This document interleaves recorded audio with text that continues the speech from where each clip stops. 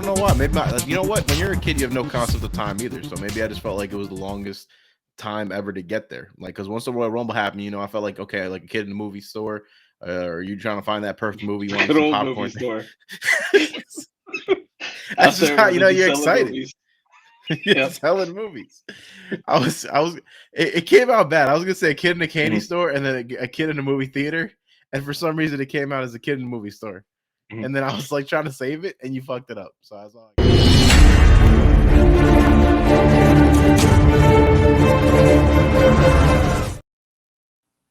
what is up, everybody, and welcome to a special episode of the Los Wise Guys podcast. It's special because it's just us. It's just me, myself, Dan, aka Papa Sun Killer, accompanied by Stephen McGrumbles himself. Rudy, how you doing, Rudy? I'm doing pretty good. I'm not gonna lie. Like, I was caught off guard by the intro, and I feel like my eyes are watering. I feel like the heat from the flames is like getting my eyes right now. But I'm doing pretty good. Other than that, I'm blind, but I'm good. That's what we do. Yeah, so for anybody who only listens to the audio version of the podcast, that's cool. We appreciate that. Thank you very much. But when you get a chance, please go over to the YouTube version where you can see what Rudy's talking about, because we do have like a little intro graphic that does show up, and it burns with the fire of 1,000 suns. So please definitely go a tear to your eye.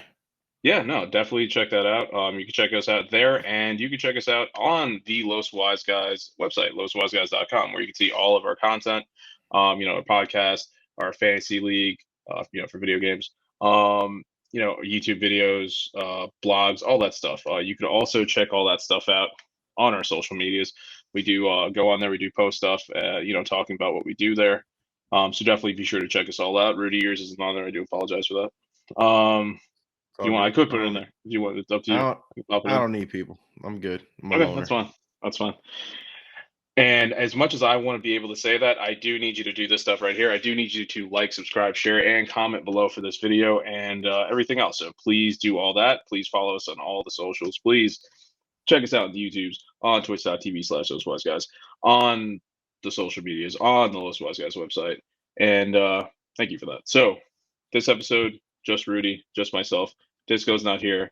Eslam's not here. They are over at Eslam's wedding. So essentially, we just weren't invited. That's all it was. We weren't invited. They said you can't come. So we're like, I guess we're going to do this Eslam can't afford to be here. He spent all his damn money. Can't afford to be on the podcast. This motherfucker. I looked at rings. Don't do it. Don't do it. Your pockets hurt. Eslam ain't got no pants. Speaking of no pants, we are going to be talking about the Royal Rumble, because they wear the little tights. Think about what The Rock used to wear. They have like the little thing. So we are talking about the 2023 Royal Rumble, where we both saw it. It happened in our time. It happened last night. We're recording Sunday early afternoon, late morning, I guess. Late morning. By the time in the next 12 minutes, it's about to be afternoon, early afternoon. Don't rush the day. Don't rush the day. Enjoy every moment. It's a new day. And yesterday was the Royal Rumble, where we saw it in all of its over 4 hours of glory.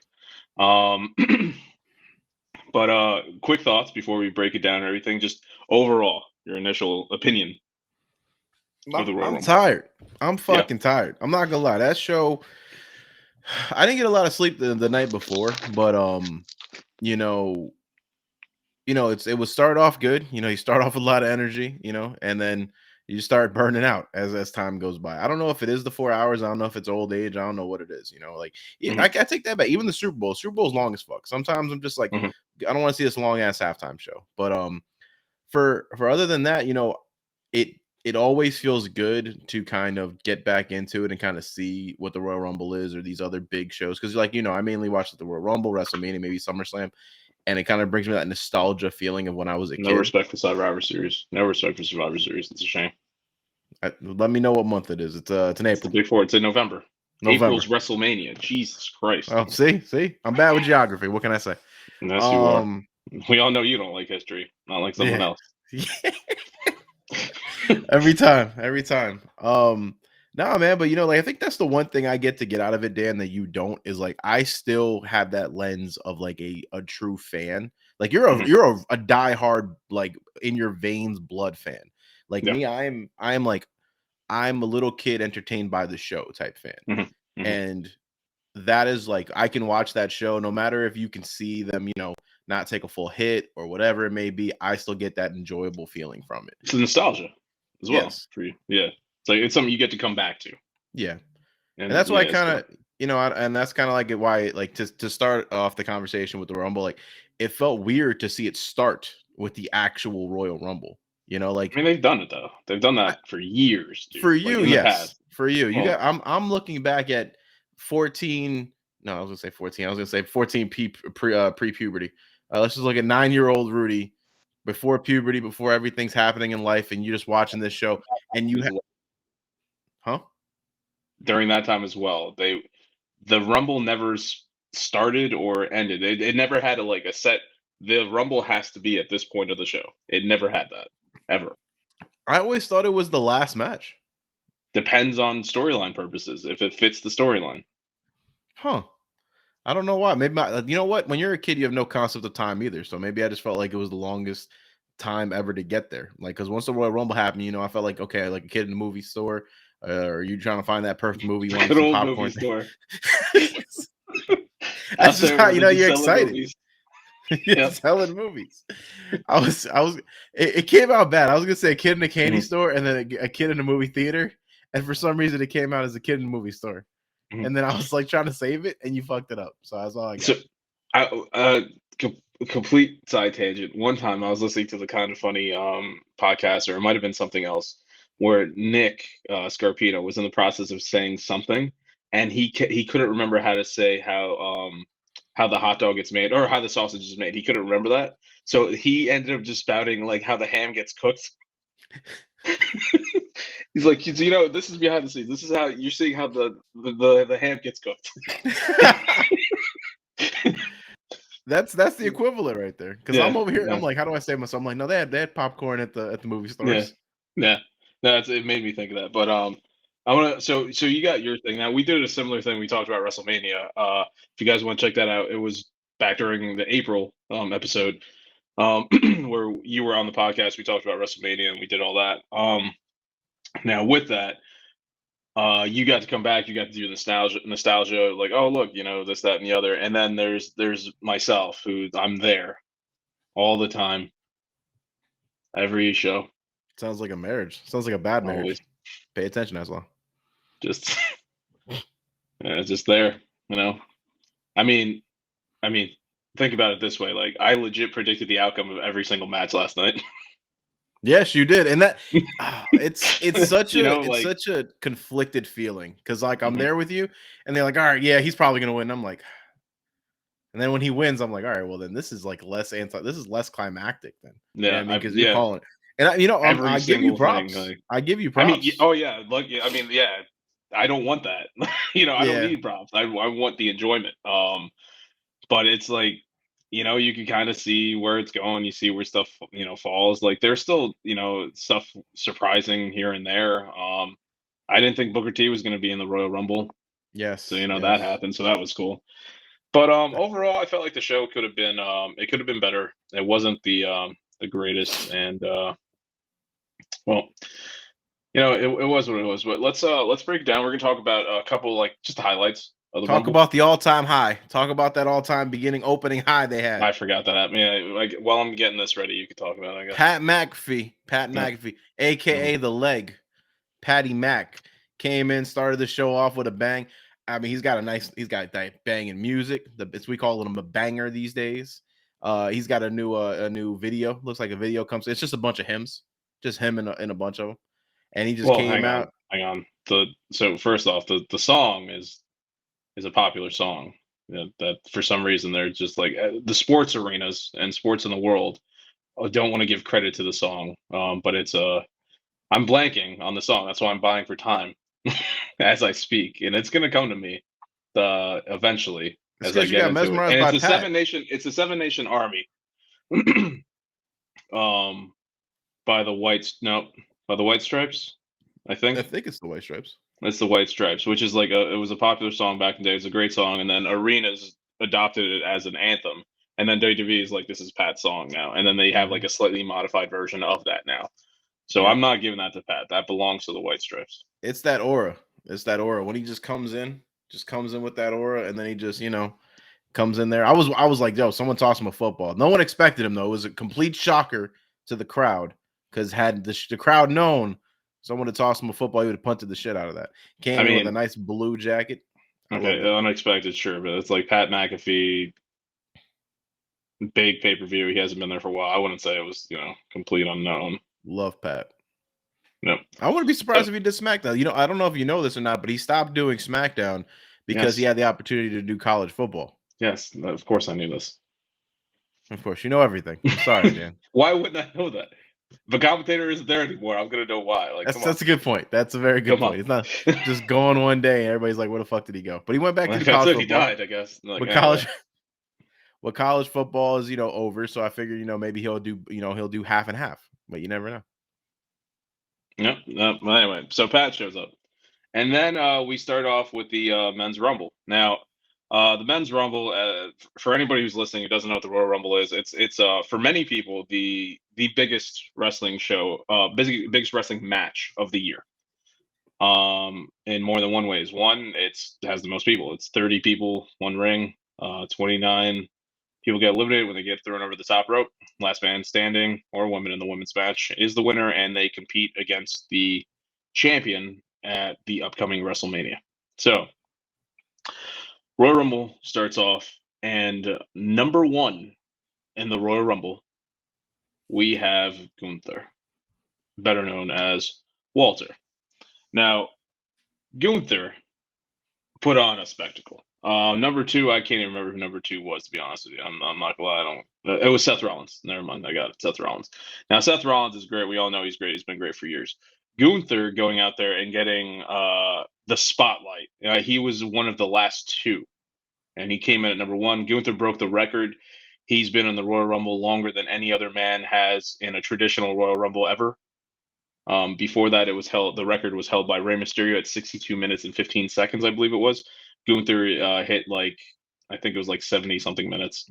Never give him Ray respect. No one gives Ray respect. I mean, he's a former champion. He's Rey Mysterio. He's the giant killer or whatever. He's there. He's great.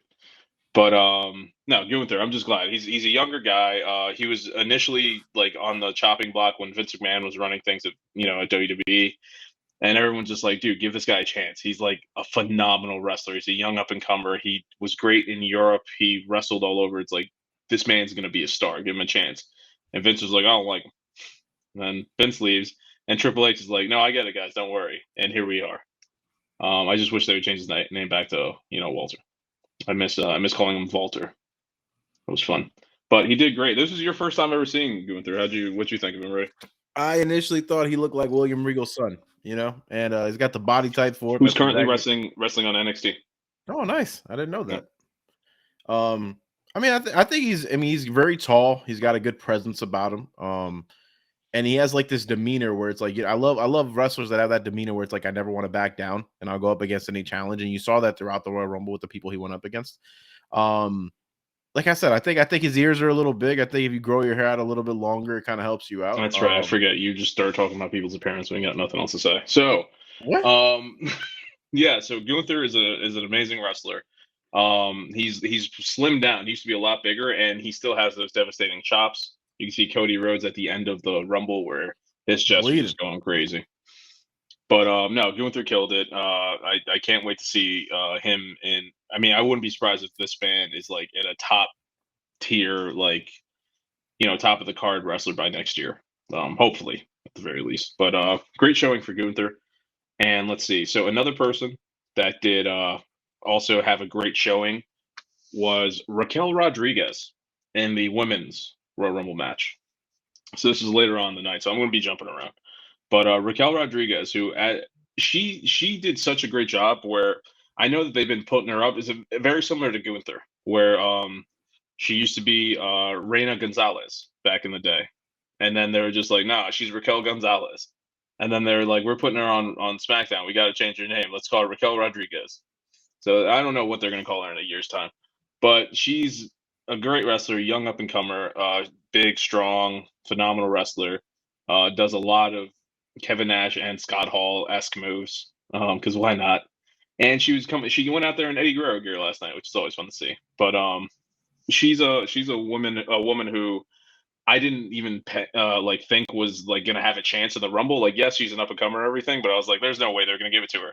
And it got to a point later in the show, I was like, they might actually do it. So that was cool for me.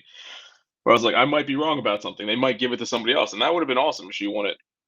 But she had a great showing. I thought she did great. I mean, I'm pretty sure this is your first time seeing her too, Rudy. So what you think of Raquel Rodriguez there? It's a weird combination when it comes to female wrestlers for me because, like I said, I grew up in that era where female wrestling was kind of just starting to kind of um, get started, and a lot of women weren't doing that. So to see a whole Royal Rumble like dedicated to them is just always awesome to see. And they get to see the awesome athleticism that kind of comes with them. So like the Mhm. speed, the power, and they just sell very, very well. And that's the thing. It's kind of weird for me though. I saw her. There was another one. I can't remember the name. Is small, petite Latino girl, very, very athletic. Zelina She did Vega, like still was it? No, it wasn't her. It was she did like a double Hurricane Rana on Rhea Ripley. Rhea Ripley. Rhea Ripley. The one from NXT. Yes. Okay, you're talking about Roxanne Perez. Yes. So it's like for me, it's kind of weird to say, like, right? At least I have an idea of some of the male wrestlers that go on the Royal Rumble. But for me, it feels like almost like data overload when I'm looking at the female Royal Rumble because I don't know a lot of them. So it's so much that's going on. That's why I liked watching NXT, or that's why I like when I do catch a Raw, I like to see the doubles matches or the singles matches that go on with women because you get to see that spotlight put on them. But yeah, her and like just seeing her and like the other girls kind of come up, it was a really like great thing to see. But at the same time, because I already know Ripley and I know some of the other ones that kind of come out, my eye kind of goes to them because I already know them. Mhm. But yeah, it was really nice to see something different. Yeah. Yeah, no, and she's great. She was former NXT champion, women's champion, and everything. Raquel Rodriguez, and I mean she's a great wrestler. She's I remember when she first started, she was like she slimmed down a lot, very much. Like I said, it's very similar to Gunther. Like she used to be kind of big. She was like big and strong, and then it's like she slimmed down a lot, but she still has that strength. She's still great. Is it because of what like the popularity is amongst the wrestlers? Do you think that ends up being a thing for wrestlers where it's like you're big and strong, but then all the athletic types are the ones that are getting more of the spotlight, or they're the ones that can last maybe the longest in a match or their career or whatever it is, and you kind of Well, no, transition? I think it's just them just improving. Like, great example. It's like look at the Usos right now. The Usos are slimmed down compared to how they used to be. It's just something Hmm. where it's like I think like the older they get, they learn how to do diet a little bit better. They learn what workouts work best for their body type, and they kind of improve on that. Like, I'm sorry I said the Usos, but the perfect example is The Rock. Yeah. Look the way The Rock used to look when he was an actual professional wrestler compared to now. Hmm. Yeah, over time he learned. I mean, granted, he has a bunch of people that helps him as well. But over time you learn what diet works best for you. You learn what routines work best for your body type and everything, and you kind of go from there. So a lot of these people, they were great and everything. They might have been a little bit bigger or something, but then once they come to WWE where they have the performance center, and then you have all these doctors and dietitians and all this other stuff, that you're gonna get like top notch treatment. So you're gonna be your best. Gotcha. You know. But let's see. So that's Raquel Rodriguez. And it's funny. I set this up like this slide. Once again, if anybody's checking this out on the audio version, go to YouTube because you could always see our visuals. I don't even know what's next on here, so it's kind of just a surprise for both of us. So let's see. There we go. Let's talk about Asuka. Good lord. So hey, Brock Lesnar guys in the background. I didn't even realize that. But so Asuka, who this is like my favorite moment in the women's rumble. Asuka comes out, she's wearing like a mask, not like she normally does. It's like a bigger mask. And she comes out, she's wearing the fact that her face was so covered. I was like, they might actually be doing it. She might be wearing like the evil like Kana mask, and I mean the face paint. They take it off, and it's revealed that she is. And man, people have been wanting to see this for some time now. Like, so Asuka, she never used to be called Asuka back in the day. She was Kana, and she was there was like different variations of Kana and stuff like that, and this was like one of those things where it's like Kana's wearing this paint, like you're gonna get murdered. Like you don't mess with this version of Kana, and this is the first time she ever donned it in WWE, and that includes NXT. Like she's never had this face paint. She's had different variations of it, but I mean, seeing her come out like this, like it popped the crowd, it popped me, and everybody was like, "Oh my god, she does it!" At the very end of the match, she's one of the last three. She shoots the the poison mist, lining Liv Morgan. It was great, man. I mean, I know you've seen Asuka before, and I don't know what you got to say about her, but one of the best women's wrestlers ever. I'm sorry, one of the best wrestlers ever, and she's always going to deliver. Always. Yeah, I always get her name wrong because there's a U in there, so I always Yeah, pronounce that U, and I always call it's her Asuka. Asuka. Yeah, Yeah, you're saying um, sugar in Spanish, but yeah. that's really valid actually, Asuka. Mhm. Um, yeah. No, yeah, I've seen her wrestle a couple times. She's definitely puts on a great show. She's definitely a great wrestler. I always was taken back because initially what I would see from her when I did watch her matches is like a lot of green face paint or a lot of colored face paint coming like from her eyes and everything like that. No. But like I And said, that's without later Asuka too. Like before, she had no face paint when she was in NXT and when she first came to WWE, like just her face. yeah, no, I'm looking at Yeah. photos right now, so I can Oh see yeah. kind of like the transition that's happened. Um, yeah, I mean, like it kind of definitely adds something more to her character for sure. Like I said, like without these are the type of moments like when you watch the Royal Rumble though, you kind of feel a little left out because you have some background related to her or her background and the face paint and things of that nature. So you kind of like you see it and you're like, oh shit. And I see it, I'm like, oh cool, she got some face paint. You know what I mean? So Yeah. No, I got you. but yeah, I mean, like that's why, like we were talking about, like one of the best things for me watching the Royal Rumble was like in between segments, like you would have them do like a brief flashback about what the storyline is. You know what I mean? Whether it's in the Rumble or whether it's these side matches or whatever it is. And as a person who's like, I wouldn't call myself a fan, but like like I don't even know what A the word is. lapsed Like, fan. what's it called? A lapsed fan. Yeah, You I come guess back to it that's every once in a while. yeah. So it's like for me, that's a great opportunity to kind of just see the storyline and see where the, beef or whatever like the issues are going on between them and kind of help bring you full circle. Cause yeah, like it was back in the day, if you missed a Raw, then you were like completely lost on kind of like where it was going or like what it may be, unless they go back and they give those brief clips. But yeah, Yeah, I but was I mean, also back in the day, it's like if you missed a Raw, you know that DX did the cross chop, and Vince McMahon got stuttered by Austin, and The Rock said something about Wu-Tang Pie, and you were good. That's really all that it used to be. that's a good point. That's actually a very good point. Poo Tang Pie. My dad used to say that all the time to his children. Hmm. Like that's how he would curse us out. Great parent. I don't know how that Um, works in a curse, but yeah, okay. I'm just saying, like if you pissed him off, like you want some poutine pie, and I'm like, no, I don't, because I saw That's what The not how Rock it did. works. That's I not. don't Yeah, know. I don't know. I he's just using it in the wrong context. that's Latinos. I Um, guess. but like I said, it was cool to see this face, man. Like I always think it's cool to see like the different personalities or different I wouldn't call them demons, so to speak, but like the Mhm, just like how much face paint can just change an entire vibe of a character. I think that's mhm. always been fascinating about WWE. Well, yeah, I mean, and that's something that's been around for forever. Think about Sting. Yeah, I was gonna say Sting. Yeah, you have Surfer Sting, who's like, hey, he's cool, he's got the blonde hair. Everyone's like, oh, this dude's awesome. And then you get Crow Sting. I was like, whoa, hang on. This is Hmm. this is some crazy stuff. So it's like you have that, Finn Balor, back when he was Prince Devitt as well, he would do it, and then you have Jushin Thunder Liger with like his different versions of stuff. So it's like it's a thing that's it's in the roots of wrestling. So it's always great to see. I always like seeing they do that. Wrestling fans are suckers for face paint, really. All right, so How does it next not up, go away? If they're sweating, how does it not just start dripping all over the it place? depends. Sometimes it does. Like Sting, man. By the time Sting's done it with a match now, like he just got a little bit of paint around his eyes and nose. That's it. But let's go to the end of the men's Rumble match. So looking at this image here, it's the traditional, hey, you won the Rumble, you're supposed to point at the sign. And here we have pointing at the sign, one American Nightmare, Cody Rhodes.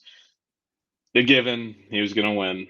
But it's great to see. At the end of the day, seeing Cody win the Rumble is one of those moments where it's just like, you really do feel like it's come full circle. No matter how you feel about the whole him leaving AEW, going to WWE, some people are still sore about that. But at the end of the day, it's just like, hey, he saw an opportunity, he went back, and as you can see, it's working out very nicely for him. So more power to him. He had a great performance. He was number 30. I mean, and then he had a decent amount of time in there with Gunther, who was legit just going after his surgically repaired pectoral muscle.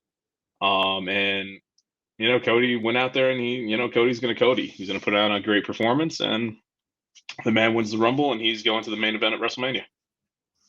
Cody's gonna Cody. Yeah. I'll say this much, right? Like watching the WrestleMania. There's a couple wrestlers that I don't know why, but I just kind of gravitate towards, right? That I just like their style or the what they how they present themselves, or even just the way they put on a show. I would say that if I had to put three that I really like right now, it would be Seth Rollins, it would be Ricochet, and it would be Cody. And I think it's they're all for completely different reasons, right? Like I like the flamboyant nature that Seth Rollins has, and like his little personality and like energetic vibes that he puts out. Ricochet just puts on a show with his athleticism that I kind of like to see. And then when I see Cody, it just brings so many levels of nostalgia back for me. It's the weirdest thing in the world, right? Like this guy's rocking red, white, and blue. Everything is like super, super bright, super, super 90s, at least the way the look is. He rocks this big jacket that has his logo on his back. He rocks his big belt. And honestly, I thought he was gonna start beating the shit out of people with the belt. Nope, he just took it, threw it out to the crowd. And like for you, this might be like an every week type of thing. But for me, like to see this, it like instantly brought me back to like my Bret Hart days, like shout out to Bret Hart. And like looking at Bret Hart and he'd put the sunglasses on the kid, and I always wanted that kid, I always wanted to be that kid. I always wanted that kid. And then I look at this and I'm like, I look at the belt and I'm like, yo, that's so awesome. But then I think of PTSD and I think about getting my ass beat with belts. And I don't know if I'd want to keep the belt. You know what I mean? No. But like that is the cool vibe that I get from him. And then even the nostalgia that he brings with the moves that he does and everything like that. Like there's so much about Cody that I actually just really enjoy watching. And I always was a Goldust fan. Like I liked watching Goldust. I love the flamboyant nature. I love the show he put on. Like it was just always awesome to me. So like I guess I have a love for this family. Oh yeah, I mean the Rhodes family is great, and Cody in particular. It's just, I mean, I don't know if you've gotten a chance to see like any old Dusty Rhodes stuff, and when you talk about charisma, I mean Dusty Rhodes is by far like one of the most charismatic wrestlers ever. Like one of the most charismatic people to live. Like Dusty Rhodes is just like filled with charisma. When you have Goldust, he took it in a completely different direction, and it's like if you've ever seen the natural Dustin Rhodes back when he was in WCW, and then see him transition from that into Goldust, it's just like that's how did he be that? Like how did he become this character? Because that was not him at all, and he did it so well. And then you had different versions of it. And then Cody, if you're looking at just Cody's WWE run before like AEW and before the Indies, was just like literally, it's just like, hey, I'm Cody Rhodes, just some guy. And then he went and turned into Dashing Cody Rhodes, and then he turned into Dashing Cody Rhodes with the thing because he broke his nose, and so he wasn't dashing anymore. Then it was Mustache Cody Rhodes, where people would chant for Cody's mustache, and then you had Stardust, and there was like so many variations of Cody that it was always kind of just like he did them all well, but at the same time it was just like he didn't know who he was, and he said it himself. He's like, I went through so many characters, I don't know. I was like, they were just like, here, do this, and then he did it, and then afterward he got released by WWE, and it's kind of just like, you know what, I'm gonna do the thing. And then there was the infamous Cody list at where he came out with at that time, where he was just like, he wrote a list. He's like, I'm going to become Ring of Honor champion. I'm going to go wrestle in the Tokyo Dome in New Japan Pro Wrestling. I'm going to do this, and like all these different promotions. He made a list, posted online, and the man did everything. And then on top of that, he created All In with the Young Bucks. On top of that, he was one of the founders of AEW. All these other things, and then he comes back to what he calls home, WWE, and now he's won the Rumble. And there was a press conference afterward where he was talking about last time he was in a similar spotlight was when Randy won. And he was part of a faction with Randy Orton. And he kept thinking, it was like, man, this is great. I can't wait for when it's my turn next year. It took 10 years or over 10 years for Cody to get to that spot, but he got it. And he's just like, you know what? He feels like he wasn't ready then, but he's ready now. Like he's developed the American Nightmare character, and he's earned it now. Like he went through it and he like fought it, and like he's there now. He's at that top tier level. Like you look at Cody and you see like he could do a press conference. He could be the face of the company. Like that's how good he is. How I want to ask that question as a Labs fan, right? Like when you look at when I look at Cody being a Labs fan, right? Like I saw the Stardust days and then I see what he became to like what he's become now, right? how is it in the life of a wrestler to have to wait 10 years for your moment, or have to wait 10 years for you to finally get that shine that you feel like you've always been putting in, right? I mean, like, it's almost like, I mean, if you look at like a career in an office, right? Like, okay, you come in, you know your shit, you're young, you got all this energy, and you think you can be the manager, but then it ends up taking like 10 years for you to actually be the manager. So, how is it for a wrestler though? Because it's not like you just come in and you're like, I'm waiting for my moment next year, and then you have to wait 10 years. But you still see all these other wrestlers get their moment, their shine, when you feel like you probably have just as much to offer, if not more. Yeah. I mean, I couldn't tell you. Yeah, I think it's different for every person. You have some people who, not to come off insulting, but you have like Randy Orton. He went in the company. And they're like, here, we have everything here for you, sir. Here you go. But he's a great wrestler. He's a great Mhm. talker, and he's earned that. But it's like they were kind of just like they put a rocket on him from the beginning, and then they shot him off to the moon. And he was it was kind of sink or swim for him, and he didn't just swim, he flew. Like he did great. Like Randy Orton did awesome. Cody, he was in a similar situation and he kind of didn't do it. So they're like, here's another character, here's another character, here's another character, and it was kind of just like, hey, you got to earn your spot. And then in the end, it was like, you didn't cut it, kid. There you go. Go try out on the Indies. Do something with yourself there. Drew McIntyre is another one. Drew McIntyre was chosen, by Vince McMahon. He was literally called the chosen one, and he didn't do nothing. And they fired him. It was like, hey, develop a character on the Indies, come back. He killed it on the Indies, and look at Drew McIntyre now.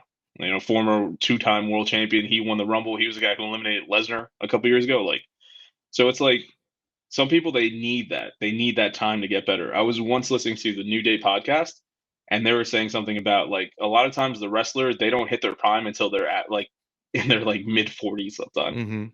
So it's like it takes a minute for you to get there. Like you're like 30 something, whatever. You're still almost at a rookie at that point. So it's like you're still developing. You're still not at where you need to be. But sometimes it takes time. Like Ricochet is a great example. Like he's a great wrestler. He's athletic. He's awesome. He's fun to watch. He does stuff he doesn't need to do. So it's kind of just like Ricochet right now is great, but it's like look at Rey Mysterio. Like Rey Mysterio when he was real young, high flyer, like the best high flyer, whatever. Then Rey Mysterio, as he got older, he's smarter. You work smarter. It's like you don't need to do a million things and risk your life and risk your opponent's life. You could kind of just feel the crowd, do what you got to do, hit the spots at the right time, and you're going to put Yeah, on just as good a performance, if not better. that's very true. So, so it's kind of like you need that time to develop. But then you How have people like Randy Orton who they're just good right off the bat. how hard is it, would you say, for a wrestler to let go of a persona that they've taken time to develop? Like, for example, in Cody Rhodes' situation, right? Like, how hard is it for someone who's like, maybe you're building that Stardust character or whatever it may be, and then you get fired, and then you have to pivot rather than try to hold on to that character. Like, for example, like I've seen sometimes where you look at, like, for example, let's say the Hurricane. Hurricane is who he was in WWE. He got let go, and then you see him now, and he's still the Hurricane. So like, he never really pivoted to change up his persona. I mean, he did. um, He used to be Sugar Shane Helms. Then he became the Hurricane. all right, so you're speaking gibberish to me. What I'm trying to get at is it really hard for wrestlers to have to start over, reboot, so to speak, after they get let go? It depends on the wrestler. As far as I mean, Cody hated Stardust. When he didn't have to be Stardust, he's like awesome. Like so it's like Cody never had a character that was like the His character until now. Like some people are like that. So I mean, sometimes you do a transition and it's a good thing. Sometimes a bad thing. Like the New Day, a great example. Like they were kind of just like three guys. Like Kofi Kingston was just like, hey, he's the white meat baby face that everybody likes. Yeah, that's cool. Xavier Woods was like, he was like R-Truth's friend. Then he was like Big E's friend. He was like Kofi's friend. So it's kind of just like, hey, he's this guy here, but we think he might like video games. I don't know. And then Big E is just like big, strong man who they don't really put in front of TV anymore. And they're like, they all kind of suck. They was like, hey, let's do this thing called the New Day. We have an idea. And I mean, you could listen to how the New Day formed. It's a whole thing, but that transition was good. And look where they're at now. They're still the New Day, Mhm. and you have other people like they just like Bray Wyatt. When he first started, he was Husky Harris. Man, it was just called Husky Harris. Like, who cared about him? Wow. He was just some dude like an afterthought in like the bad version of Nexus. Then he got released, not released, but he got pushed back down to developmental, and then he created Bray Wyatt. So it's like sometimes you need that, sometimes you do, and sometimes people have a great character and they feel like they lost it, and then they find their way back to it somehow. So I don't know. It's really a case by case situation. It depends on the wrestler. You can't That's what I'm really. saying though. Like you're so ingrained as a different type of fan, where like you see their history as it progresses, right? Like as a Labs fan or as a fan that I am, like still in that that childlike mentality. Like I just see them as a brand new character. You know what I mean? Like Mm, I don't look at the history related to them. I just see them as a brand new character. Like almost like JBL and how the transitions he went through, right? Like I remember from APA, like I remember seeing him in different stages of his career yeah, rather than seeing him transition, if that yeah. makes sense. I got homework for you. When you get a chance, I want you to look up John Layfield before APA. Okay. You're gonna laugh because he did wrestle before APA, Oh But yeah, I know. You tell me. yeah. But let's move on to the next one. It's a lot of Cody. Um, let's go to the Mountain Dew Pitch Black match. Mountain Dew. So we're just talking about Bray Wyatt. Bray Wyatt's one of my favorite wrestlers. Has been for years, and this man is willing to try everything, whether it works or doesn't work. And last night was an example of that. A lot of people online really hated that match, the Pitch Black match. A few people were like, "This is a really cool idea. I like them trying it," and I agree. I like them for trying it. Did I like the match? No, I didn't. But hey, you tried something. Props. This might lead to something better. You know, like Undertaker's last match against AJ Styles was great. It was a cinematic match. Yeah. They tried doing a few of those beforehand. That sucked, but that got them to the good one. So this is a similar situation. This wasn't that great, but it's going to only help them innovate and do better. Maybe he wants some So Dew. It made me want some Mountain Dew. I'm not gonna lie. Maybe that's what they were going for. Um, Other than that, the match seemed like a kind of like a blur. I mean, like at first I was like, okay, it's pretty cool, but then after watching it like for a long enough time, you almost start getting like your eyes get some fatigue related to it, mainly because like the bright, like the glow in the dark stuff, and even that man's whole outfit was kind of glow in the dark, and then they did the LA gimmick where Knight, they kind of yeah, crashed on the table and everything kind of like went everywhere. Um, but yeah, I mean, like I guess if they were trying to sell some Mountain Dew, I think they got him. it's funny at the press conference afterward when Cody it was his turn to talk. He was like, first thing I do because they had like Mountain Dews there. He's like, I need to try this. And he drank it. He's like, I'm gonna be honest with you guys, it's outstanding. Gosh. But yeah, no, yeah. So I mean, the match was what it was. I like the nods to all the the different histories of Bray Wyatt and the Firefly Funhouse characters, and then Uncle Howdy doing the elbow off of the structure onto nothing, but we were led to believe that he landed on LA Knight. And then it kind of ended. So it was what it was. I mean, I want to see more about Bray. I want to see more about the Uncle Howdy. What's going to happen with all that? Is Uncle Howdy Bo Dallas?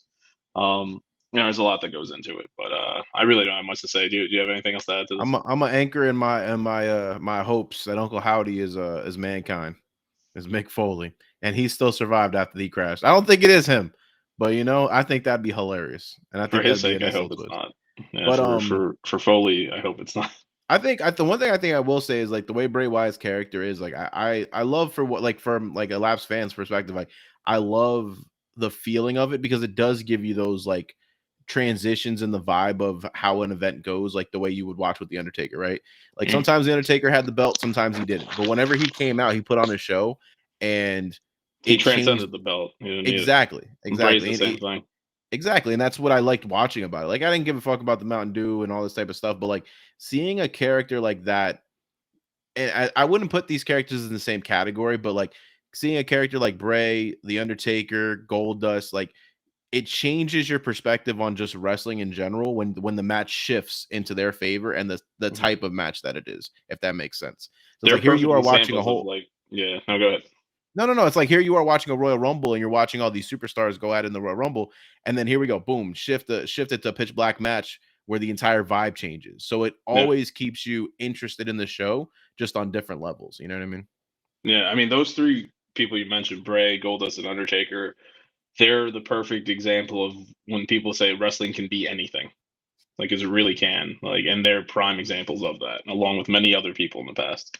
Yeah. And I mean, you But, talking about Goldust, like it made me realize, like, like, man, like how hard of a job is that to do? Like to oh yeah. transition into that character and then not only transition to that character, but keep that character relevant for well over a decade. Like Hmm. most men, and especially in the 90s, most men would not have wanted to play that character. Oh So to no, yeah, transition, that was like it's he's talked crazy. about a lot of times. There's a lot where he was just like, he and Dusty had a falling out. Like Dusty stopped speaking to him because of the Goldust character, and then Really? I didn't eventually he know came that. around on it. Yeah, he came around on it. Well, because of the character and because he left WCW at the time, and Dusty was Booker at WCW. So it's like he left his dad to become the next Dusty Rhodes. To hey, I'm going to your competition, and now I'm this thing called Goldust. Like, what's Goldust? Like, watch on Monday, you'll see. So it's like Gosh. you know. But Yeah. let's see what we got next here. The winner of the women's Royal Rumble match, Rhea Ripley. You go ahead. I mean, I like Rhea. Like she does this. I always like. My initial reaction to Rhea Ripley is always the negative one you gave me because I was like, yeah, look at that stomp. First time I ever saw her, I was like, that stomp looked up. Be like, that's the dumbest stomp I've She ever seen in my literally life. stomps her foot. Yeah, I know. I she's been doing it for years. It works apparently. I mean, like, what's funny is like I guess I'm not a big fan of the transition that's going on with her now. Like, I feel like maybe it's too much. But like, because I feel like it's almost China-esque at that point. But like, I like the way that Oh, the because like the Judgment Day gear. yeah, like the gear, like it's just the gear. Like I liked her a little bit more the last time I saw her. I guess before all the Judgment Day stuff, and I felt like she was like her own character. Not that she's not her own character now. It just feels very China-esque. Yeah, Um, but I mean, I was like watching her. I mean, she's athletic. She great puts on a good wrestler. show. Yeah, I mean, I just and I, I just like her character. Yeah, So and she's another one. She's young. Basically, you saw Raquel Rodriguez this year and Gunther this year. That was Rhea Ripley last year and like the year before. And look where she's gotcha. at now. So Yeah. it's like that's why you see like it works. Like at times the whole transition into like you're getting there, you're getting better. In the Judgment Day, she is by far the most popular character. It's like her, Dominic Mysterio, which I can't believe I'm saying, and then it's like Finn Balor and Damian Priest are like kind of they go back and forth. But yeah, man, it's she's made for this. Like when she first showed up, I want to say it was the first the Mae Young Classic, like the women's tournament years ago, and she was just this young blonde girl. Was like, oh, she looks a lot like Charlotte, and she almost didn't get the job because she looked a lot like Charlotte. Like we already have one, and then she was just like, well, Gotcha. I'm gonna be myself a little bit, and that's where you started to see the Rhea Ripley character show up, and then she kind of did her own thing, and I mean, you see where she's at now. So yeah, but she was like on the verge of like not, having a job in WWE to like look at her Would you say now. this So is would you say this dark vibe, the tattoos, the piercings, all this is her actual personality and she just kind of lets it yeah, flow through her character? yeah, 100%. Yeah. That's all I feel Yeah, like when I you mean, get that natural feeling in a character, that's what you can kind of relate to more, right? And that's what the crowd kind of wants to see. That you always want to see like these overly flamboyant characters, but sometimes those down to earth characters that can resonate with you, they're the ones that you kind of gravitate towards. yeah, that and like nowadays with WWE, it's not like before. Like you have social media, they're doing interviews, they're doing documentaries. You see them outside of wrestling, and you could see which is like like for example, Kofi Kingston, he's like, hey, he's still Kofi Kingston. He's a fun-loving guy, but it's like you see him like as a dad, like taking care of his kids, and then you see Rhea Ripley like outside of this, she's like, oh, she's still like dressing like in that thing. She still like has that vibe. She still has that's her style. It's just like many people said, like she's one of those people where it's like your character is you just turned up to 11. Yeah. So that's And I really and what it is. it's funny that you say that because like I'll say this much, right? I think the real last time I watched wrestling was probably last year's Royal Rumble, right? And like, correct me if I'm wrong, because if not, it might be 2 years. Well, it But should have been the what Rum. It should have been I mean, WrestleMania. WrestleMania Yeah, was that the WrestleMania where Dominic and Ray did the tag team against Logan Paul? yeah, and Miz.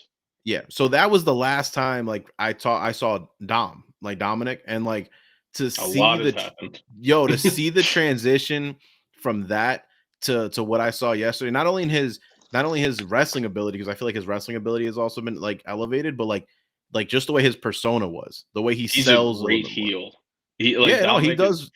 yeah, he's like he's hated. Like, hate it. And it's not like Baron Corbin, like, go away, heat. It's just like, no, we want to see him get beat up, which is great because you Mhm. want to see him.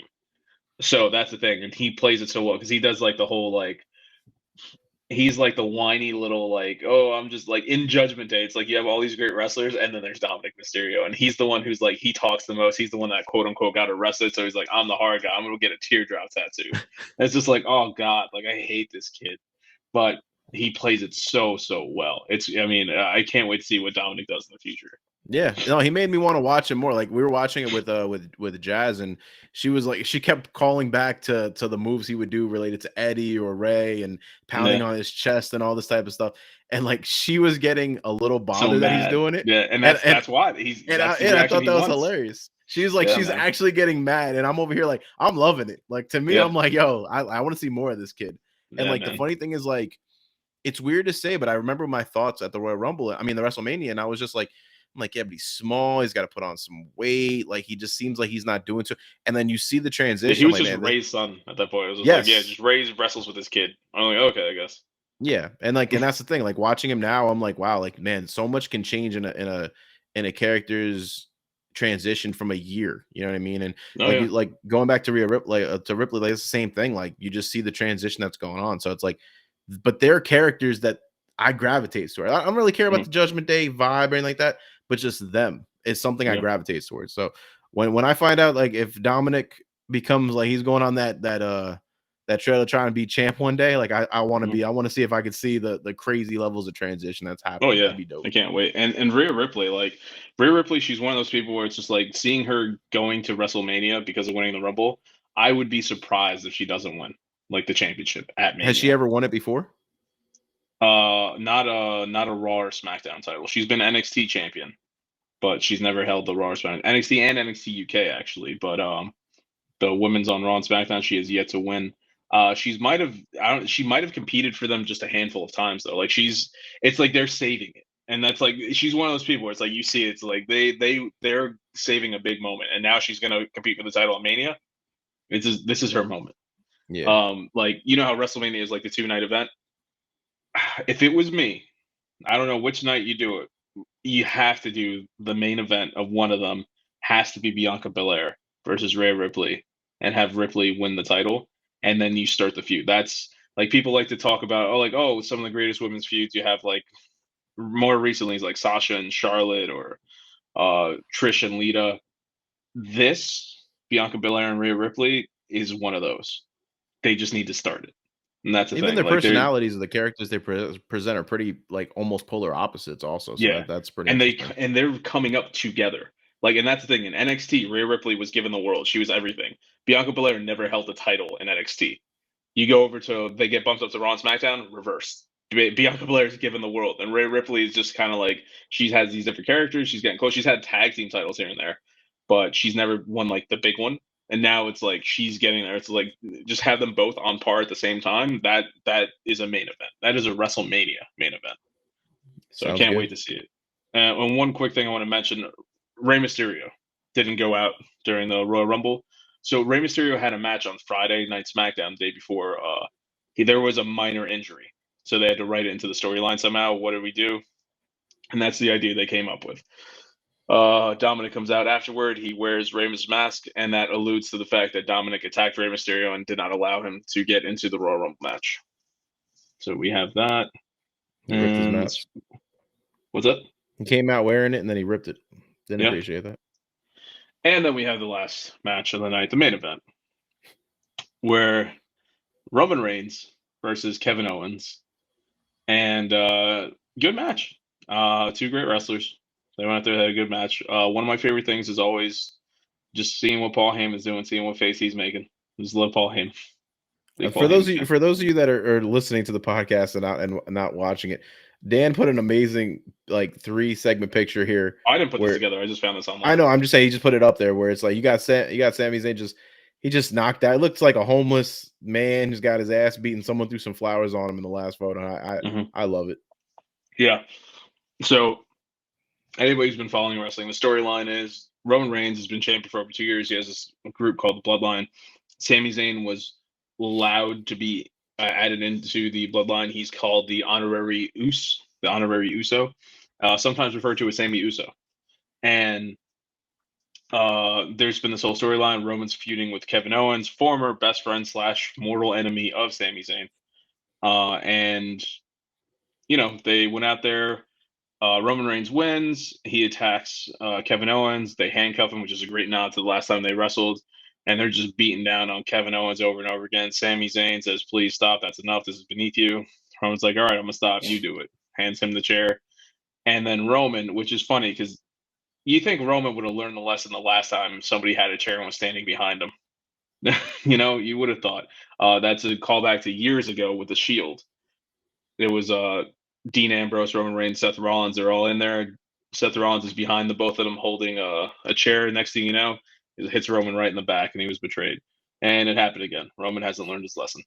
So we have that. The Usos are heartbroken. Jey Uso walks away in an Oscar-winning performance, crying to the fact that the man that he hated, the man that he did not trust, and then eventually considered a brother in the bloodline, had betrayed them. So Jey Uso walks away crying in tears, feeling betrayed. Everybody else attacks Sami Zayn. They leave him there covered in the broken pieces of lei, like Rudy was talking about with the flowers. And Sami Zayn is not in the bloodline anymore. And he and Kevin Owens were left laying there to end the show. Great ending. Great ending. Great storytelling for this match. Yeah. As much as yeah, go ahead. Go ahead. Keep going, Dan. I was gonna say, as much as I like seeing Cody win the Rumble, if there's one person I have to pick to dethrone Roman Reigns as champion, my God, I want it to be Sami Zayn. Like, I really want it to be Sami Zayn. They're not gonna go down that route.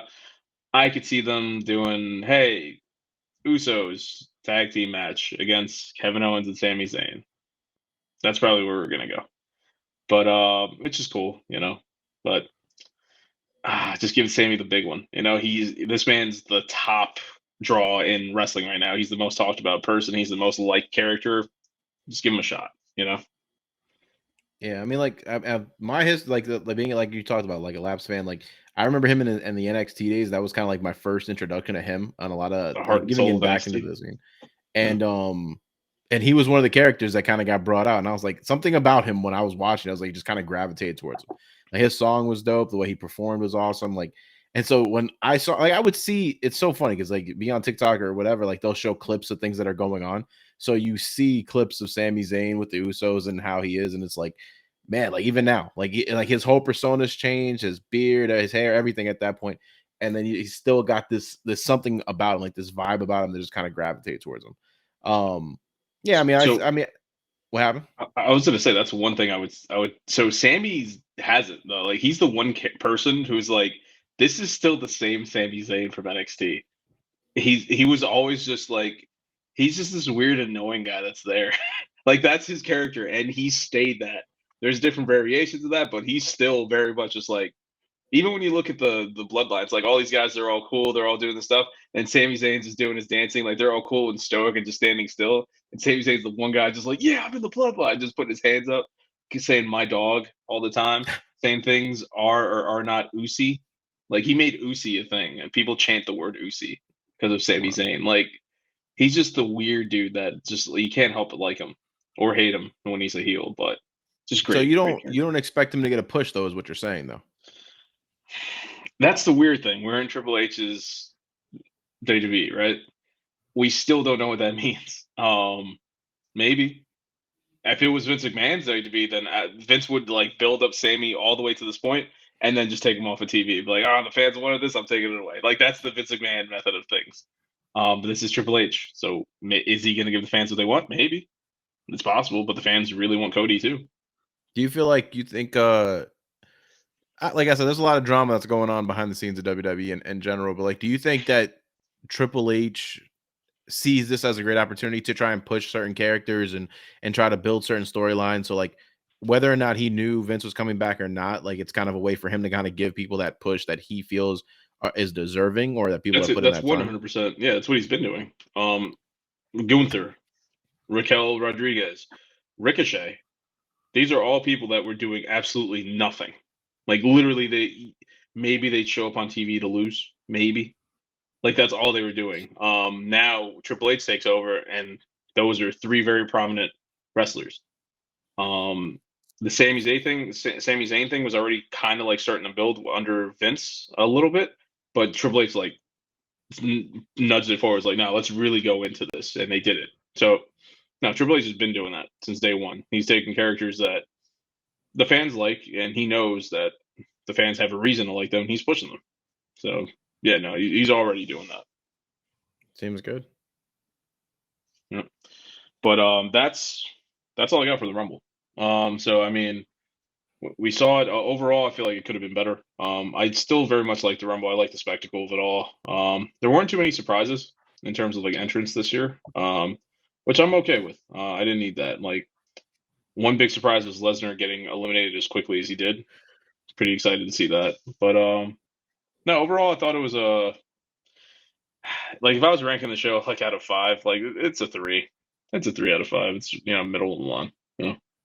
That's why watching it with you so difficult sometimes. Like it's enjoyable. Like don't get me wrong, because I get to hear the commentary, but like it's like those moments where I'm just like I'm over here. I'm like, oh shit, Booker T's back in there. Oh, he did the spin video. Okay, he's gone. Yeah, like and then but I hear you in the back like, yeah, he had his moment. It's time to go. I mean, what else was he there for? No, it's fine. It's between that and then you just hearing your mom. Like I couldn't hear your mom. Your mom was with you watching the show, but like all I hear out of you is just like he's old. He's old. Leave him alone. They're not sleeping.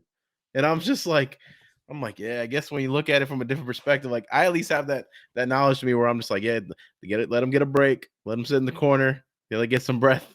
And like, man.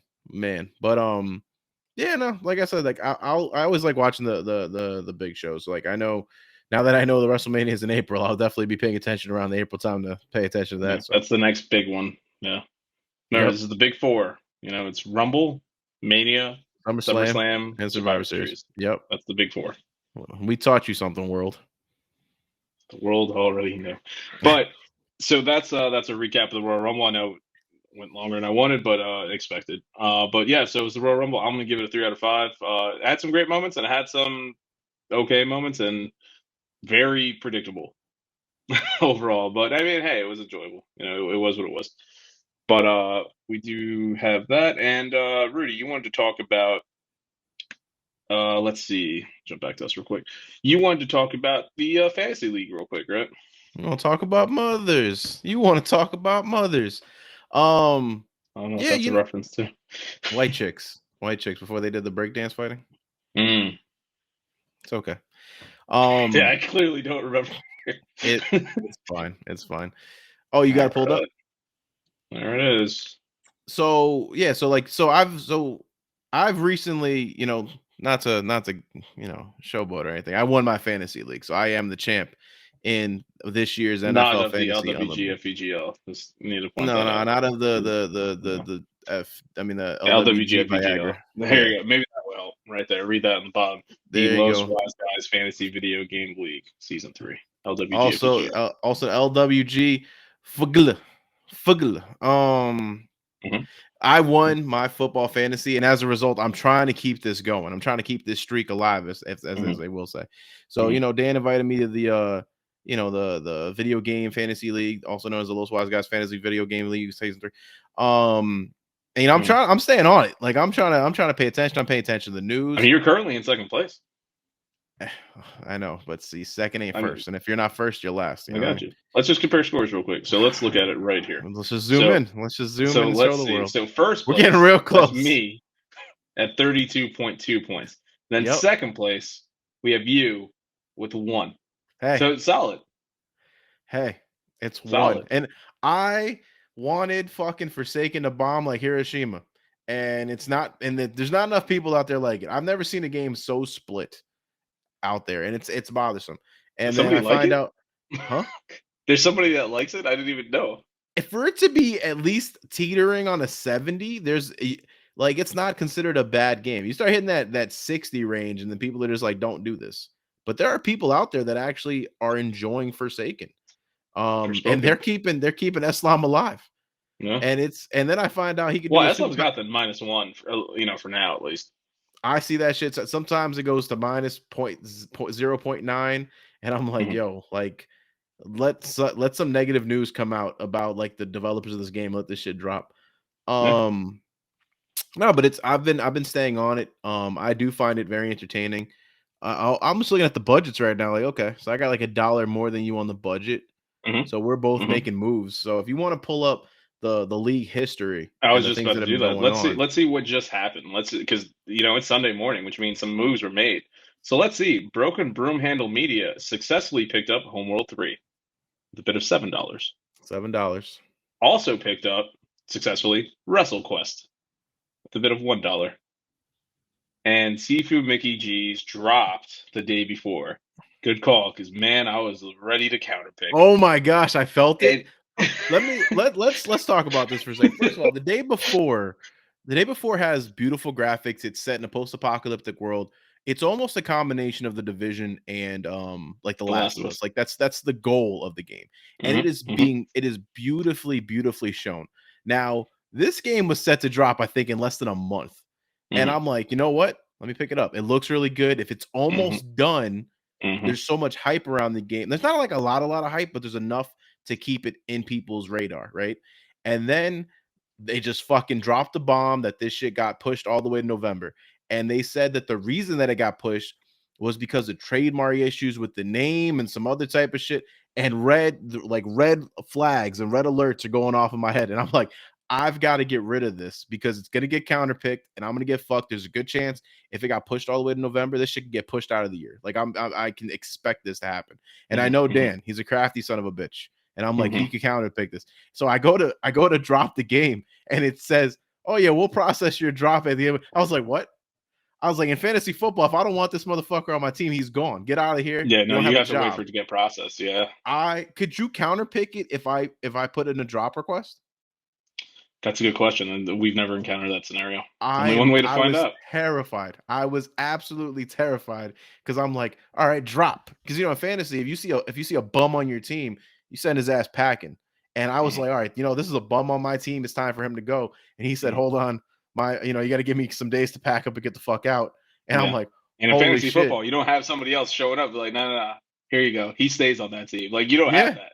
Yeah, That it's we like have that. he's squatting. We call those Yeah, squatters. So I yeah. literally felt I had a visualization of this guy in my house, and I'm trying to get him the fuck out. And Dan, being the angry neighbor that he is, trying to hate hmm on me for making money hmm off of these hmm freeloaders. He was like, "No, I'll no, pay no. his rent. Yeah, I'll pay his rent. You know what? Stay there. You're good." And so I was more focused on the drop than I was of any acquisitions that I Yeah. got. And Which thank God. I do want to break down the acquisition. So I want to jump to the last one you have there, Minecraft Legends. Interesting. Hmm. Interesting. Oh, hang on, hang on. I didn't realize Receding Headlines also did something.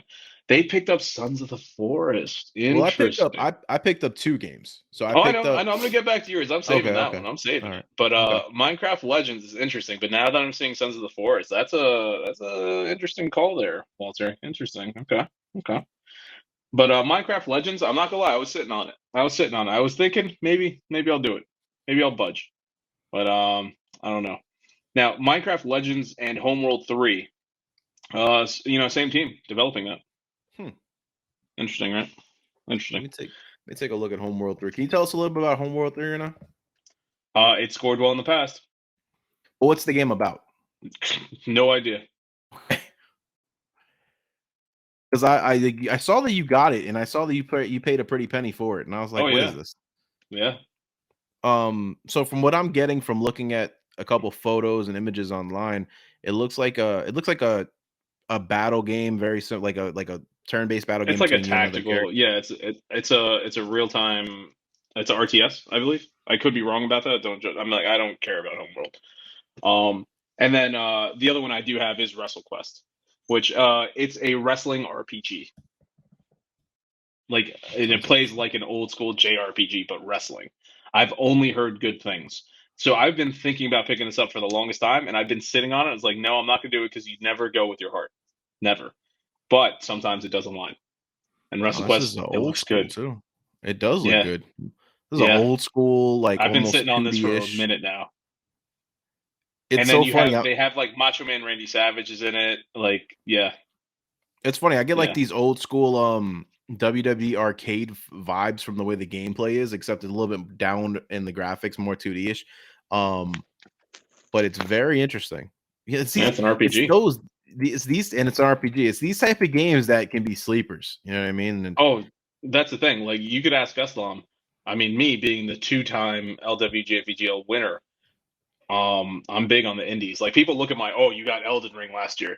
If you would have taken Elden Ring out, I'm still beating people by over like 50 points because I have solid indies. I know what to look for. So where do you look for this information? It's gotta pay attention to the news. Okay. Gotta follow the industry. You know what I'm saying? I hear you. Gotta be out there. Gotta have your ear to the ground. We'll see. That's the reason. There's a reason why I picked up the things I picked up. And that's the thing. I want to talk about this other game that I find very interesting. The unannounced mainline 2D Mario platformer.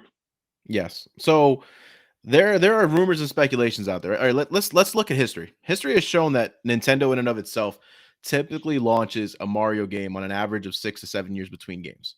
It is about that time between Mario Odyssey and now. Now, there's speculation that Mario Odyssey 2 or whatever they want to call it. I don't think they'll call it Mario Odyssey 2. Honestly, at this point, they change it up. But it's about that time.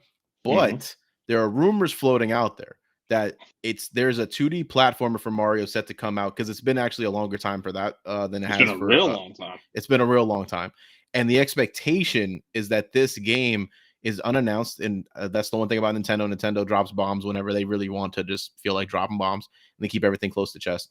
There's expectation that this 2D platformer can come out side by side with the Super Mario movie that is set to come out in a couple months. And they'll push the narrative of the movie with the game, either in levels or just to help sales on both front, which is definitely a Nintendo thing that they would do. Solid decision. But this is also Nintendo. Nintendo doesn't think.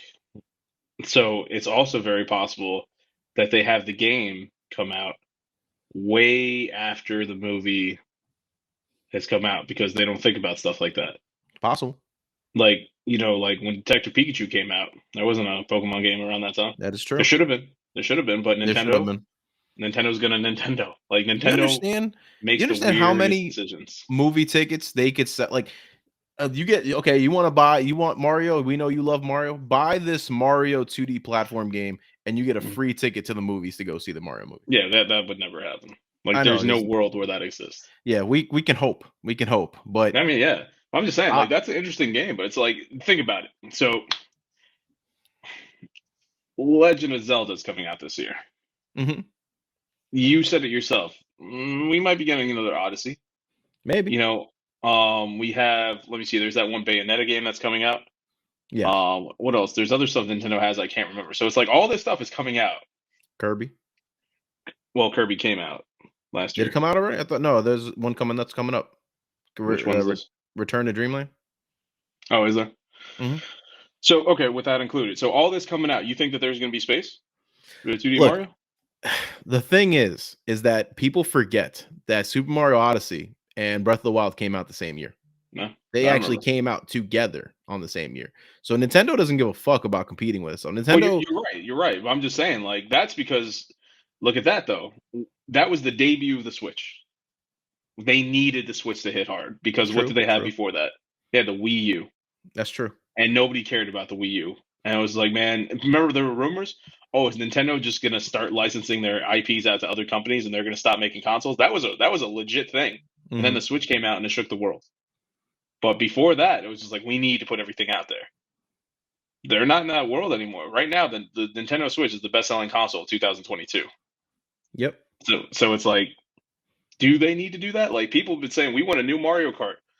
Mario Kart 8 is the same one that came out on the Wii U. We still haven't got a new one. What they come out with was like, we're going to give you more maps. And more characters. We'll put Kirby in here now. Yeah, like that's what they came up with. Like, where's the Switch 2 coming out? It's like, oh, you want a Switch 2? Here's a Switch where the things don't come off. The Joy-Cons don't come off. Yeah. Oh, we'll give you an OLED one. Oh, what else does it do? It's like, it just looks better. Yeah. Like, okay, what else do we got? Like, mind you, I got one. Yeah, I know Walter got one too. Yeah. But I still got the OG sitting right here. Hey, but they can't knock that. But yeah, man, I'm just saying that's an interesting pick. And you want to counter pick it? You want to counterpick it? Counterpick it. I'm not saying I'm counterpicking, but I'm saying Eslam, Walter, if you guys are checking this out, that's an interesting game. Go ahead. But Go ahead. Go ahead. And when you're set, I'll tell you right now, you can go ahead and counterpick that. But Nintendo rarely misses. And you think a 2D side scroller Mario's gonna miss like that? It's not gonna miss. What? It's not gonna miss. Nintendo rarely misses. I'm talking about Mario. Mario Strikers, Mario Golf. That's but those are outliers. Those are gimmicks. We're talking about a 2D scrolling Mario. You go ahead. You counterpick it. Go ahead, counterpick it. Go ahead, counterpick it. If it comes out, it's gonna be great. You're damn right. You hear that? If it comes out. Don't. He's trying to fuck with you, Eslam. He's trying to fuck with you. He's trying to steer you in a different direction. He said, "Go ahead and counterpick it." And then he wants to. If it comes out, be careful. If it comes out, yeah, because it's gonna be a great game. Think about it this way, from my perspective.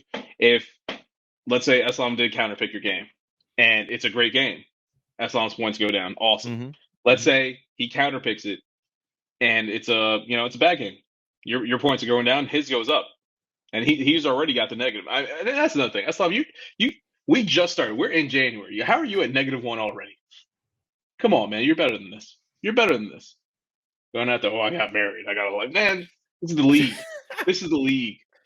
Congratulations. See, but getting back, congratulations. Congratulations. But that's the thing. To me, it's a risk reward thing, right? I've got a lot of safe picks on my list, right? It's not. It's nice to have a lot of safe picks, and then some are safe. Most of them, I hope. And then let me just look at your head. What you're talking. Go ahead, keep going. But then we could go to the 2D Mario, and if it comes out, it's gonna hit. There's a big if there. If it comes out. But if it comes out and it hits, it comes out, yeah. But if it does, I should be all right.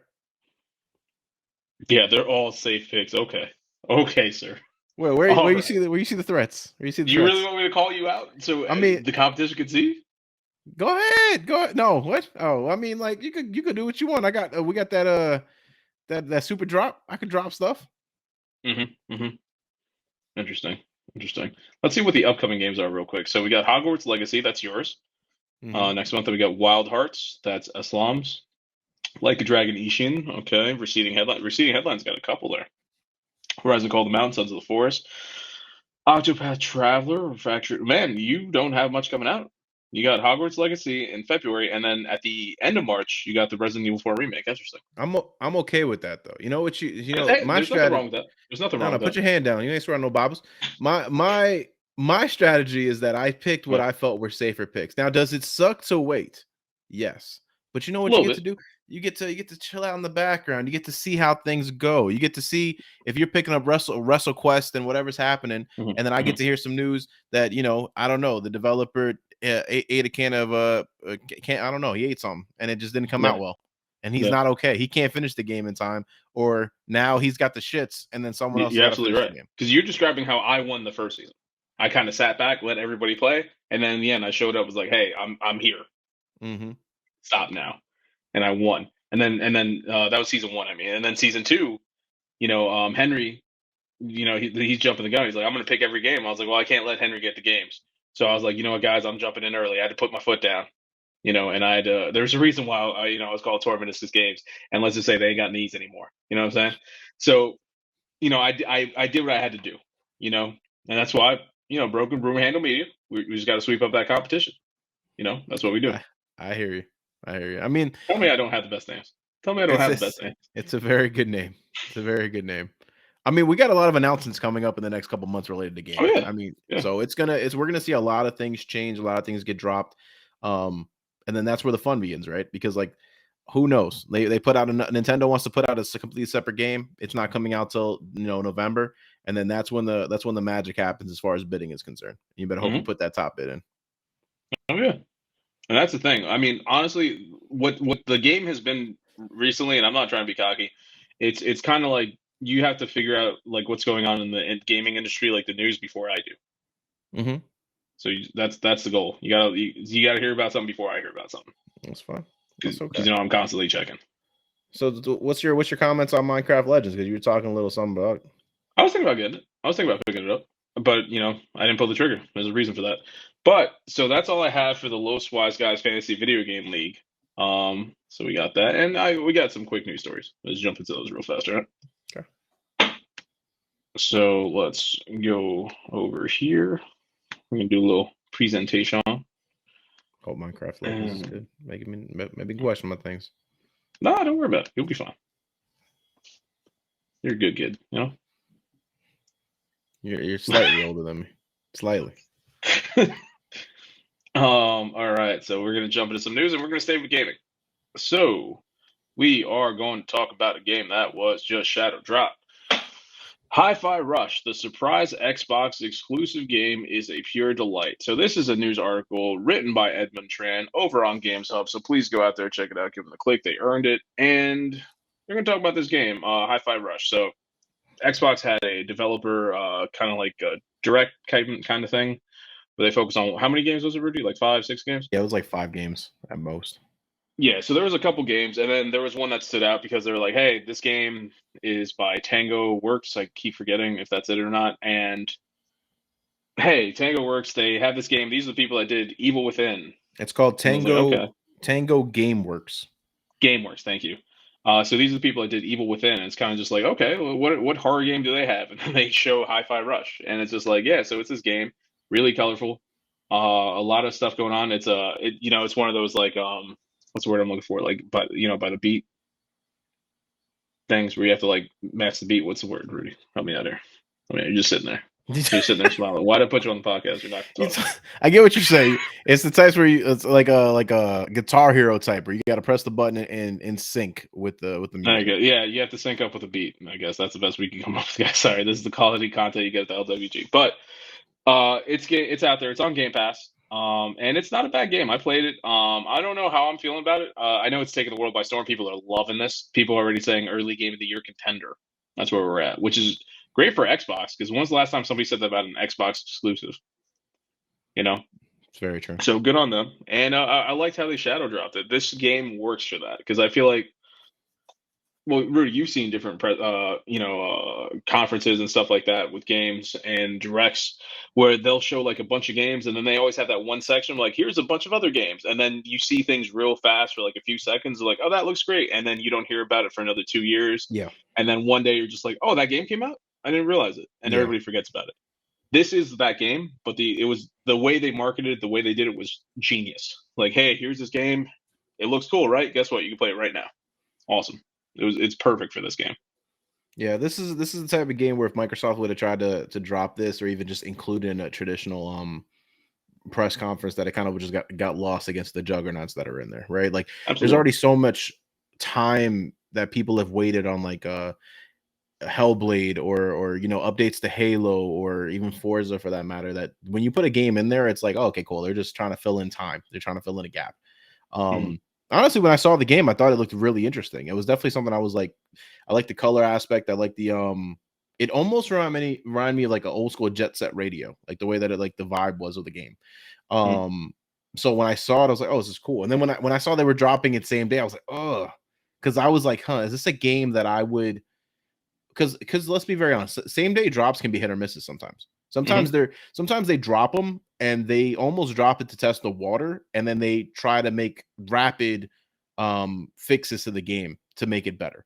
Hmm. Um, but I saw this game and I was like, this looks like a cleaned up, polished product. It looks like it's pretty much done.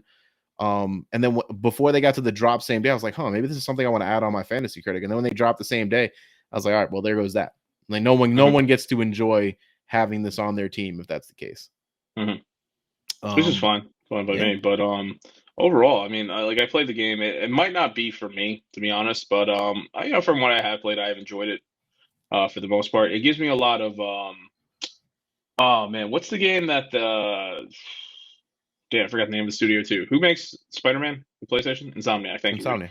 Now the Insomniac studio, they did that. What's that first game they did for the beginning of last gen? Oh, wow. You talking about for Right? Xbox? Yeah, Wow, why am I drawing a blank on that? yeah. I'm blanking on it, but this gave me that vibes. Like for Sunset that. Overdrive. Yeah, thank you, Sunset Overdrive. So this reminds me a lot of Sunset Overdrive as well, with the colors and everything. You move around, you move into the beat, which is cool because like if you have some type of rhythm, it's fun. I can't imagine somebody who just can't catch the beat playing this. Like that might be kind of frustrating. But they have a lot of visual cues, which is really cool because it's like the world is in sync. So it's like you have like trees that are like vibrating. So you match to that if you can't catch the beat, if you have no rhythm. So it's cool. This is out there. I don't see myself going back to playing this. Maybe I'll jump in one day if I got nothing else to do. But for the most part, it's a solid game. It's not bad. That's what you just hope for, though, right? Like, it's gonna sound weird, but the bar, in my opinion, the bar's not set too high for Xbox right now. Like, everyone's waiting in anticipation of a lot of stuff to come out. I feel like doing little things like this is almost like you're trying to win favor back in the fan base, right? Like, everyone's waiting, right? You're waiting for that special moment or the special games, whatever. Like, these are like little teasers. Like, look, we are showing you that this game might not be a juggernaut, but we can put out quality stuff. So stick around and wait till we see what else we got. You know what I mean? Yeah, no, absolutely. Because right now everybody looks at them and they're just like, "Where's Starfield?" So it's like we need other games, and this is perfect. Like nobody knew this game existed.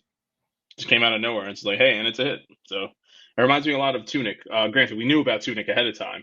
There was demos and everything out for it, but Tunic kind of just came out. Was like, hey, this is a really good game. People are talking about it. They liked it, but this just being a surprise. But yeah, that's all I got for Hi-Fi Rush. So definitely check it out if you can. It's on Game Pass, so they make it so seamless to get Game Pass, whether you get it on a console, or your computer, on your phone, on a Steam Deck. Like literally, you get Game Pass anywhere. So there's no reason not to try this game.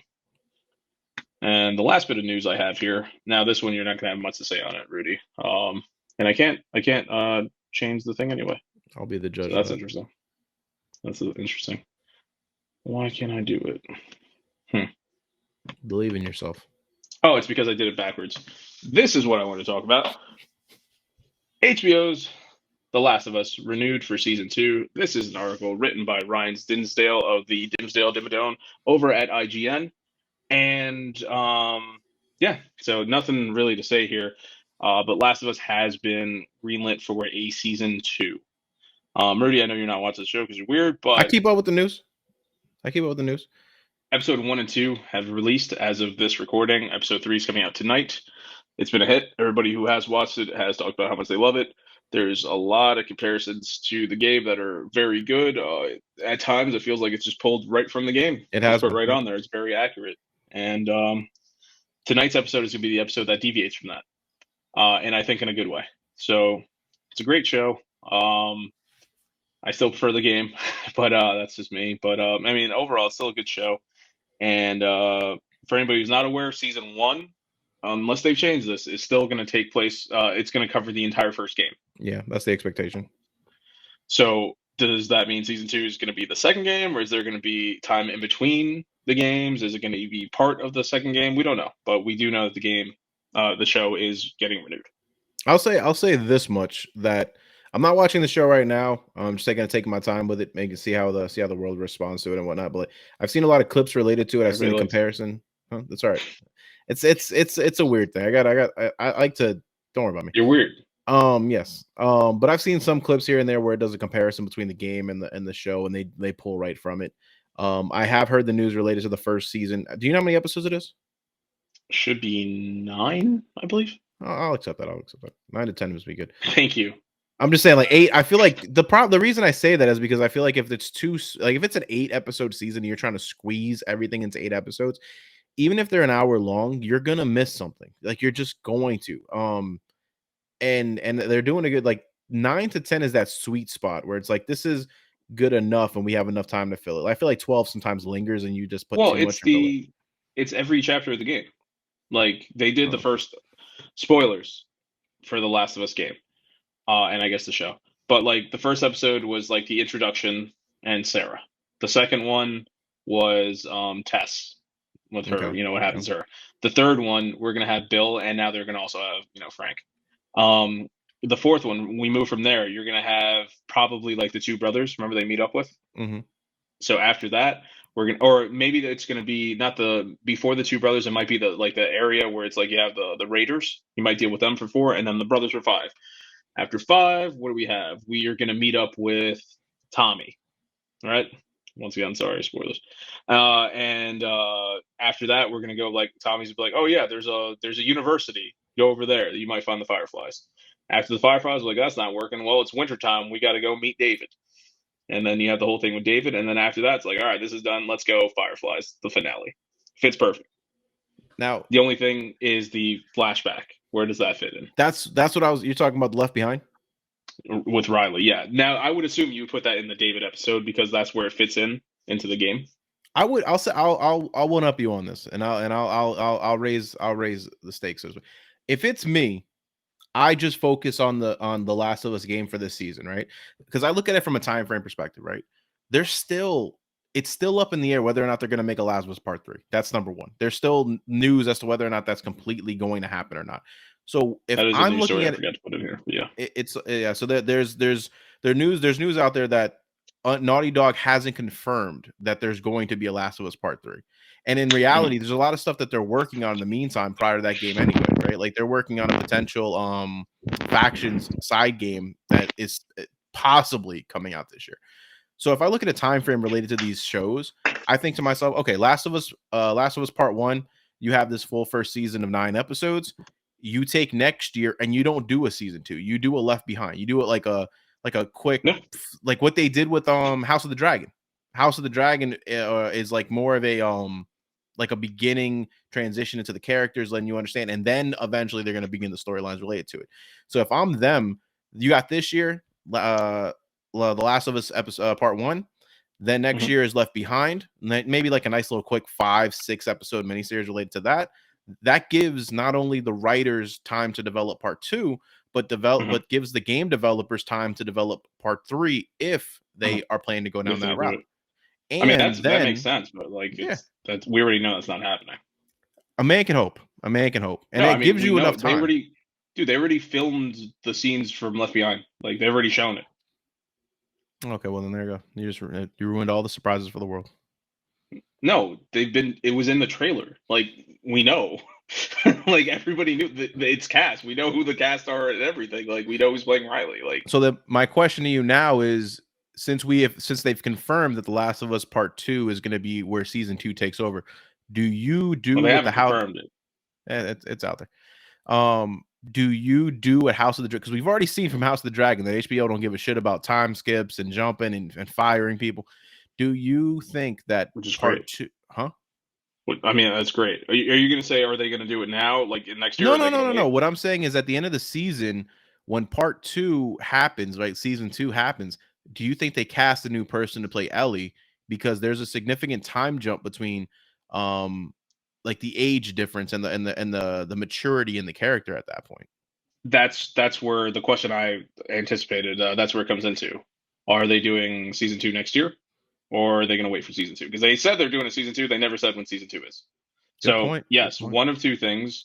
They're going to wait for Bella Ramsey to get older through season 2, or they're going to get a new actress to play Ellie and go from there.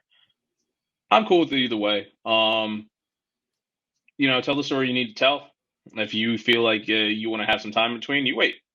If you want to bring it up and you feel like it needs to be brought up early, you get a new actress. I've been of the mind, I've been saying this a lot lately on the podcast. We need to get back to a world where you can't be afraid of recasting. I hate the fact that the world is, this person is this person. They have to have that character. Like the Marvel universe is screwed up because of that.